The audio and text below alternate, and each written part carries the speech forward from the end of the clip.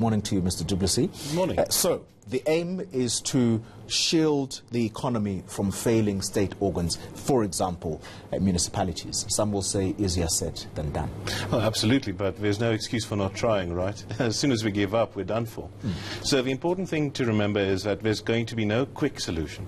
So what we're suggesting is some immediate interventions, but some longer-term strategies as well. We've got a 3-step program. If you're interested, I could maybe walk you through Sure. it. So first of all, it's important that paying customers, and especially paying businesses, which keep the economy going, need to get the electricity. So what happens at the moment is Eskom is threatening to disconnect some municipalities because the municipalities have not been paying Eskom. Now, the fundamental problem is that many of the customers and businesses in those municipalities have actually been paying for their electricity, but the municipality just never paid that money over to Eskom.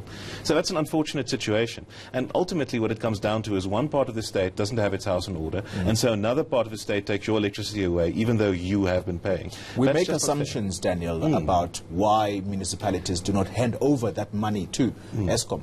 Why is that? Well, it's because of the large financial burden that many of these municipalities face due to misallocation of funds and corruption and sometimes just unexpected expenditures.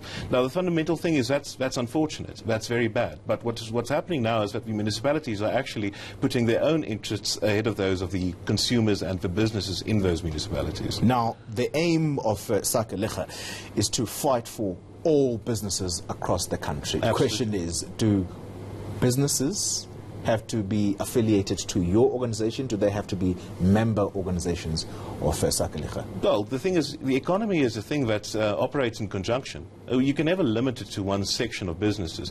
The important thing is to create conditions where the economy can grow as a whole so that everyone can actually benefit from it.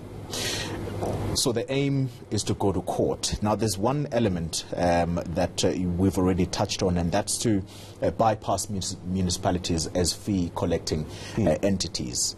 Now, you want to cut them out as middlemen. Yes. Importantly, though, there's another element that you bring into this equation, and that is to identify and implement a suitable test case for setting up alternative distribution entities. How do you plan to do that? So the important thing is not to throw Eskom under the bus. For now, we're wholly dependent on the entity, so we need to keep that in mind. So the important thing to remember is that electricity is not something special. It's not like Eskom is the only entity capable of distributing this electricity, nor are the municipalities.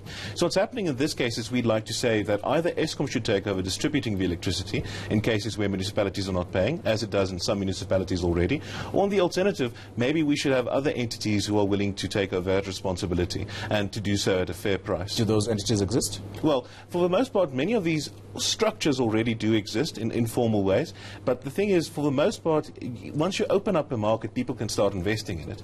At the moment, there's no real reason to start building a distribution network in most cases, because you still need to go through a licensing process, and for now, Eskom and the municipalities hold geographic monopolies on that sort of thing. You say these entities exist, but informally. Mention one, perhaps? Well, so it's about structure, it's about the technology, really. So for the most part, the technology is quite well understood, and you get subcontractors who actually already put in this technology to distribute the electricity.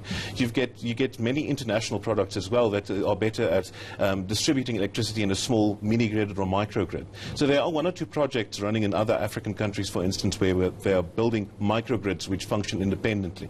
That's not what we're doing here. But that same technology, that same idea can be used to actually make sure that consumers in South Africa can have the advantage of actually getting the electricity they paid for. Now, the other element to this, Daniel, is that you're saying you want to present government with easily implementable regulatory changes. And that talks to the Minister of Energy. Yes. I want to ask a very simple question. When do you plan to go to court, or are you in court already to try and have these implemented ASAP? So this is a very complex matter. There are many different legal principles involved. So we're already involved in 1 or 2 court cases in a broader scope. But the aim is never to go to court. That's just a waste of time and money. Ultimately, we'd like to work with the municipalities and Eskom to get to an arrangement that's actually suitable for everyone. And as far as the government is concerned, there's no need to go to court there. The minister's actually already got the powers to implement regulatory changes already that will alleviate the problem in the medium to long term. Daniel Du Plessis, thank you very much for making the time to speak to us, and he is with the organization Sake-liga.